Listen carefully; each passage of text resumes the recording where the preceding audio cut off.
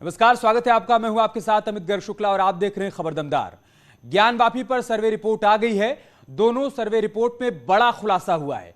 Court commissioner Vishal Singh की report में साफ साफ लिखा गया है कि वजू खाने में जो गोल पत्थर है वो शिवलिंग की तरह है। 2.5 फीट ऊंचे गोलाकार पत्थर पर जो कट के निशान दिखाई दे रहे हैं वो नीचे वाले पत्थर से अलग हैं। ऐसा लग रहा है कि उसे ऊपर से रखा गया है। तो क्या गोलाकार पत्थर से छेड़छाड़ की गई है? क्या जिसे मस्जिद बताया जा रहा है वो मंदिर है? इसी सवाल को समझेंगे। उससे पहले देखते हैं कि विशाल सिंह की रिपोर्ट में क्या है।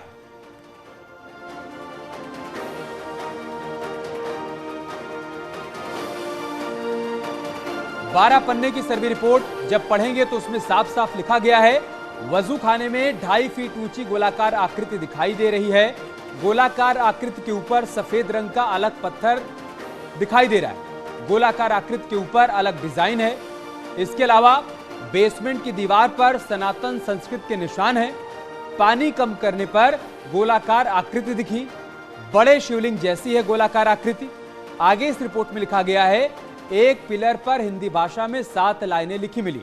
दरवाजे की बाईं ओर 2 फीट की भगवान की तस्वीर है। दीवार के पास भगवान का फोटो पड़ा था। एंट्री गेट और नंदी के बीच सिर्फ लोहे की बैरिकेटिंग है। अंदर से दूसरे खंबे पर त्रिशूल के चिन्ह, पश्चिमी दीवार पर स्वास्तिक का निशान, नक्काशी वाले कमल के 3 फूल मिले हैं। कई जगहों पर कमल फूल की आकृतियां मिली हैं। कमल की पंखुड़ी पर भी स्वास्तिक के निशान हैं।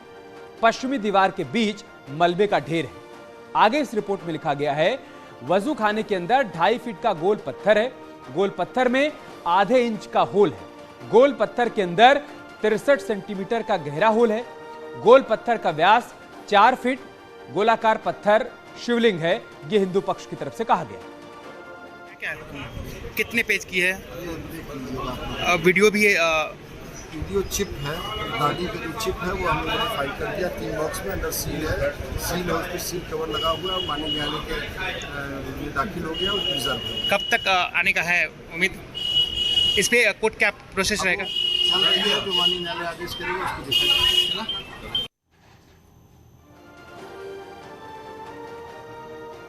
तो ज्ञानवापी का मामला अब 2 कोर्ट में चल रहा है। वाराणसी की कोर्ट में सर्वे की रिपोर्ट पर सुनवाई, तो सुप्रीम कोर्ट में हिंदू और मुस्लिम पक्ष दोनों अपनी अपनी मांगों को लेकर पहुंचे हैं। मुस्लिम पक्ष के वकील की मांग क्या है वो हम आपको बताते हैं। बड़ी बात यह है कि वाराणसी के सिविल कोर्ट में सर्वे रिपोर्ट दाखिल हो गई है। सुप्रीम कोर्ट में हिंदू मुस्लिम पक्ष पहुंच गए हैं। यह दूसरी बड़ी बात सामने आई है। इसके अलावा जो तीसरी बड़ी बात है वो आप समझिए। सुप्रीम कोर्ट में किस मुद्दे पर सुनवाई हुई? मुस्लिम पक्ष वाराणसी कोर्ट में चल रही सुनवाई रोकने की मांग की गई, तो हिंदू पक्ष का कहना है कि वाराणसी कोर्ट में सुनवाई जारी रहे। सुप्रीम कोर्ट से दखल की मांग की गई। इसके बाद मुस्लिम पक्ष ने ज्ञानवापी पर यथास्थिति बनाए रखने की अपील की। मुस्लिम पक्ष की याचिका खारिज करने की मांग की गई हिंदू पक्ष की तरफ से। तीसरी बड़ी बात जो सामने आई है वो हम आपको बताते हैं। सुप्रीम कोर्ट ने कहा कि हम ऑर्डर जारी कर रहे हैं कि कोई भी एक्शन वाराणसी लोअर कोर्ट से ना लिया जाए जब तक कि सुप्रीम कोर्ट में सुनवाई ना हो। इसके अलावा जो और बड़ी बातें सामने आई हैं, लगातार रिएक्शंस भी सामने आ रहे हैं, वो सब कुछ हम आपके सामने रख रहे हैं। लेकिन आज दिन भर की जो बड़ी बातें रही वो हमने आपको बताई।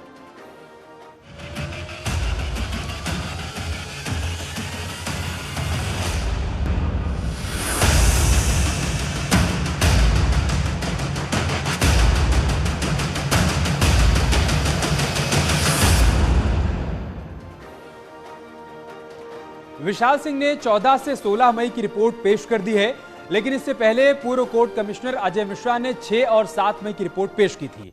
अजय मिश्रा ने भी अपनी रिपोर्ट में कई खुलासे किए और कई खुलासे हुए हैं विशाल सिंह की रिपोर्ट के जरिए। अब हम आपको सिलसिलेवार तरीके से समझाते हैं। अजय मिश्रा की रिपोर्ट आप समझिए।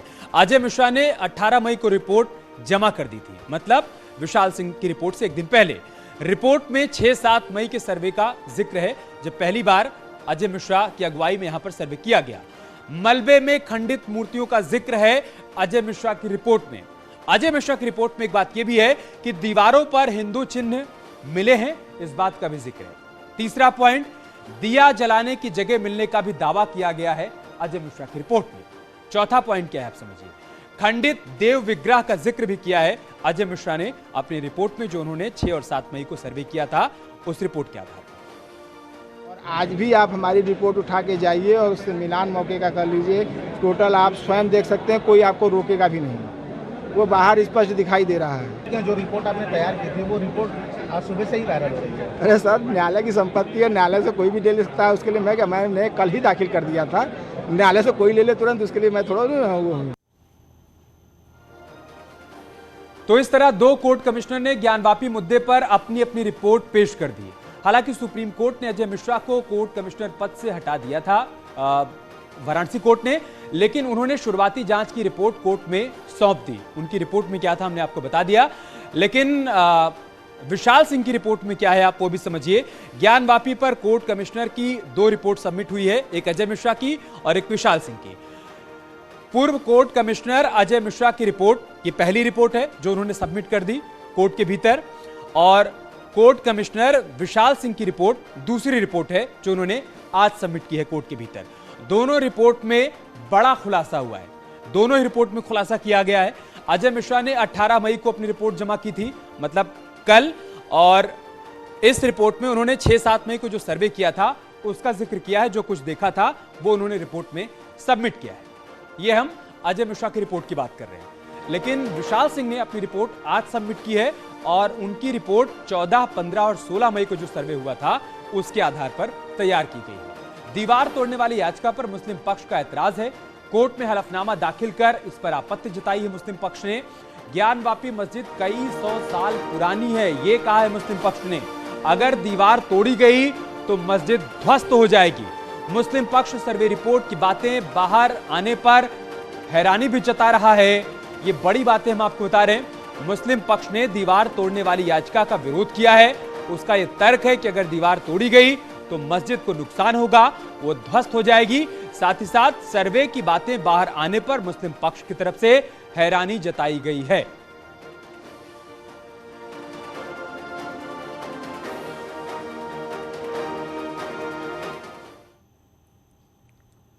और बात करते हैं एक बड़े और विवादित बयान की। समाजवादी पार्टी के सांसद हैं शफीकुर रहमान बर्क। ज्ञानवापी मस्जिद को लेकर भड़काऊ बयान दिया उन्होंने कहा है कि अगर मस्जिद सील करने की बात आई तो जाने कुर्बान हो जाएंगी। समाजवादी पार्टी के सांसद हैं संभल से शफीकुर रहमान बर्क। जब उनसे सवाल किया गया ज्ञानवापी मसले पर, तब उन्होंने कहा कि अगर मस्जिद को सील किया गया तो जाने कुर्बान की जाएंगी। झूठ है, गलत है, और ये गवर्नमेंट की पॉलिसी ये मुल्क के खिलाफ है। और मुसलमान भी हम यहीं के रहने वाले हैं, यहीं रहेंगे, यहीं मरेंगे, यहीं जिएंगे। मुल्क की तरक्की के लिए काम कीजिए। ये तो नफरत फैला रहे हैं। आज की बनी हुई है कुतुब मीनार और ये ज्ञानवापी मस्जिद जो है तो आज की बनी हुई है। क्या बाकी मस्जिदों को लेकर अगर ऐसी, और इस वक्त हमारे साथ मुरादाबाद से समाजवादी पार्टी के सांसद एसटी हसन जुड़ रहे हैं। एसटी हसन जी, बहुत स्वागत है आपका न्यूज़ 18 उत्तर प्रदेश उत्तराखंड पर। मेरा पहला सवाल आपसे है कि ज्ञानवापी विवाद पर आपका क्या नजरिया है? बाकी मस्जिदों को लेकर अगर ऐसी बात हुई तो क्या होगा देश में? क्या बाकी मस्जिदों को लेकर अगर करनी है, सांप्रदायिक सौहार्द बिगाड़ना है, क्योंकि ये हर फ्रंट पे फेल हो चुके हैं। चाहे वो महंगाई का मुद्दा हो, डीजल पेट्रोल हो, बेरोजगारी हो, आपका विकास के मामलात हो, तो कहीं ना कहीं तो ध्यान भटकाना है ही, इसमें फंसा लेंगे अब। तो अब ज्ञानवापी में हिंदू मुसलमान को फंसाकर अपना उल्लू सीधा कर रहे हैं। आपको क्यों लगता है कि इस पूरे मामले को उठाकर ध्यान भटकाने की कोशिश की जा रही है? देखिए, हम हिंदुस्तान में गंगा जमनी तहजीब के मुल्क में, अनेकताओं में एकता के मुल्क में रहते हैं। हज़ारों साल से रह रहे हैं, प्यार मोहब्बत से रहते आए हैं, एक दूसरे से आज भी प्यार मोहब्बत से रहते हैं। कोशिशें जारी हैं इनकी नफरतें पैदा करने की। तो वो सांप्रदायिक ताकतें जो देश को कमज़ोर करना चाहती हैं, जो देश को सुपर पावर बनने से रोकना चाहती हैं, वो पिछले आप देख रहे हैं 5-6 महीने से मुसलसल कोई ना कोई विवादित काम कर रहे हैं। मेरी तो सरकार से और सभी लोगों से यही कहना है कि इस चीज़ को बहुत कायदे से देखा जाए और ये देखा जाए कि इनके आका कहाँ के हैं, जी देश के अंदर के हैं या देश के बाहर के हैं, जो हमारे देश को कमज़ोर कर रहे हैं। एसटी हसन जी, लेकिन जिस तरीके से मामला कोर्ट में है और लगातार बयानों के तीर भी चल रहे हैं, इस पूरे विवाद का नतीजा आपको क्या नजर आ रहा है? देखिए, लोगों में बहुत बेचैनी है और ख़ास तौर से मुसलमानों के अंदर एक अजीब सा माहौल पैदा हो गया है। मुसलसल कोई ना कोई विवाद चला आ रहा है। कभी अब दिल्ली की जामा मस्जिद भी है, कुतुब मीनार भी है, ताजमहल भी है, ज्ञानवापी की आप बात कर ही रहे हैं, तो विवाद तो इतना ज़्यादा बढ़ जाएगा। तो हमें अंदेशा इस बात का है कि हिंदुस्तान की दो बड़ी आबादियों के बीच में कहीं टकराव न पैदा हो जाए। बात सिर्फ ज्ञानवापी की नहीं है, मथुरा की शाही ईदगाह और अलीगढ़ की जामा मस्जिद को लेकर भी सवाल खड़े हो रहे हैं। देखिए, मस्जिदें मुसलमानों की आस्थाओं के केंद्र हैं, इबादत गाहें हैं। हम मस्जिदों का सम्मान करते हैं, अल्लाह के घर उसको मानते हैं कि ये अल्लाह का घर है। जिस तरह से हमारे हिंदू भाई मंदिरों को मानते हैं, मुसलमान मंदिरों के भी सम्मान करते हैं। हर इबादत गाह का सम्मान करते हैं, चाहे वो चर्च हो या गुरुद्वारे हो। हम उम्मीद करते हैं कि अपने हिंदू भाइयों से भी कि मस्जिदों का भी सम्मान किया जाए। इसमें उस मालिक की इबादत होती है जिसने हिंदू मुसलमान सिख ईसाइयों को पैदा करा है, जो हम सब का पालनहार है और जो हम सब की सृष्टिदाता है। ठीक है, बहुत शुक्रिया एसटी हसन जी आपका न्यूज़ 18 उत्तर प्रदेश उत्तराखंड के साथ जुड़ने के लिए और अपनी बात रखने के लिए।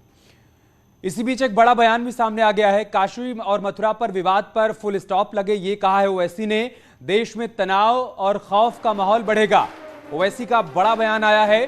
साजिश के तहत मुद्दे उठाए जा रहे हैं, ये भी कहा है ओवैसी ने। सर्वे रिपोर्ट लीक करने पर भी उन्होंने सवाल खड़े कर दिए हैं। नफरत फैलाई जा रही है, 1991 एक्ट का पालन होना चाहिए। असदुद्दीन ओवैसी की तरफ से तमाम बड़ी बातें कही गई हैं।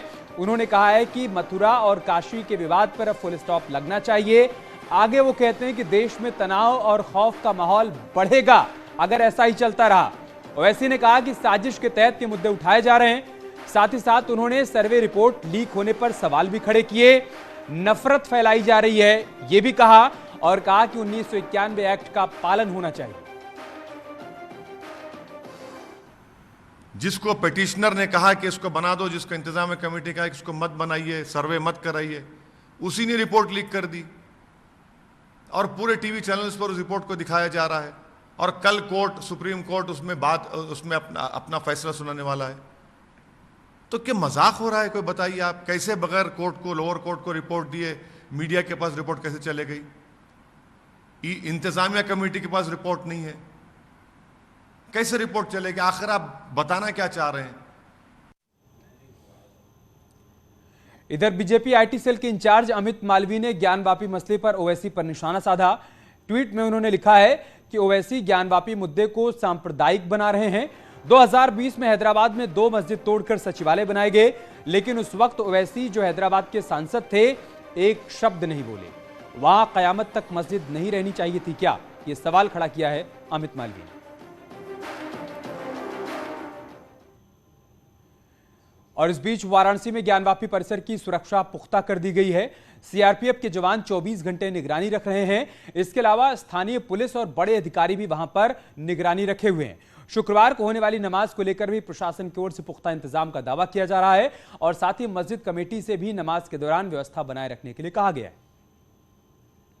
विस्तृत आदेश जारी किया गया उसकी सुरक्षा के लिए। सीलिंग की कार्रवाई के बाद सीआरपीएफ वहां पे शिफ्ट वाइज लगातार 24 घंटे ड्यूटी लगवाए कुछ जवानों की, वो आदेश पारित किया गया। सीआरपीएफ ने वहां पे लगातार 24 घंटे जवानों की ड्यूटी लगाई है। इसके साथ एसपी सिक्योरिटी जो पूरे काशी विश्वनाथ मंदिर परिषद और ज्ञानवापी मस्जिद के बाहरी तरफ के सिक्योरिटी के प्रभारी हैं, उनको भी निर्देशित किया गया कि वे भी अपनी संख्या बल बढ़ाएं वहां पे।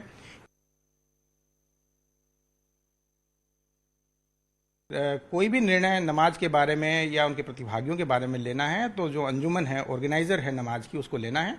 उनके पास जितना स्थान हो, जितनी सुविधाएं हो, उसके अनुसार वे डिसाइड करें। साथ ही जो एक परिसर है, अंदर सील है, उसकी सुरक्षा भी पैरामाउंट है। उसमें हमारी सुरक्षा और सीआरपीएफ के लोग तो रहेंगे ही, लेकिन क्योंकि मस्जिद में नमाज पढ़ने वाले लोग ही एंटर करेंगे, इसलिए कहीं ना कहीं ऑर्गेनाइजर्स की भी भूमिका है कि सारा नमाज का प्रोसेस है वो शांतिपूर्ण पूरा हो, किसी के द्वारा भी वहाँ पे अपनी फीलिंग्स है हाइटेंड करके स्ट्रक्चर की तरफ, सुरक्षा की तरफ किसी प्रकार की बात ना आए। सभी लोग इसमें जिम्मेदारी का जो है वो परिचय दें। यहाँ रुक रहे एक छोटे से ब्रेक के लिए, जल्द लौटेंगे कुछ और खबरों के साथ।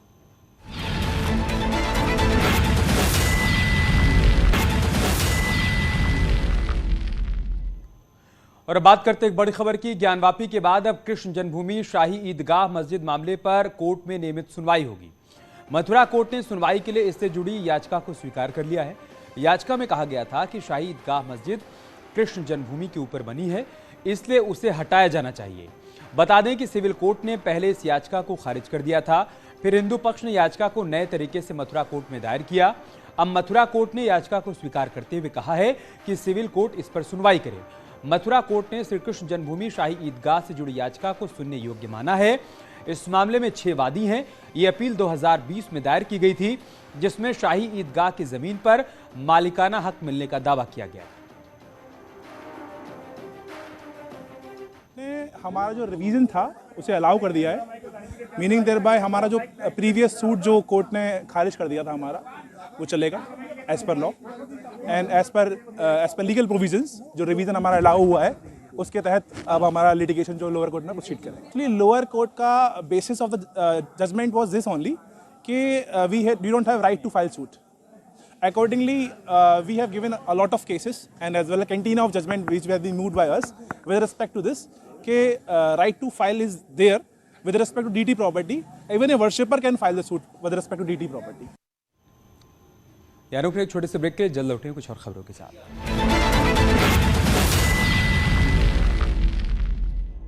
फूलपुर गांव में खेतों में गए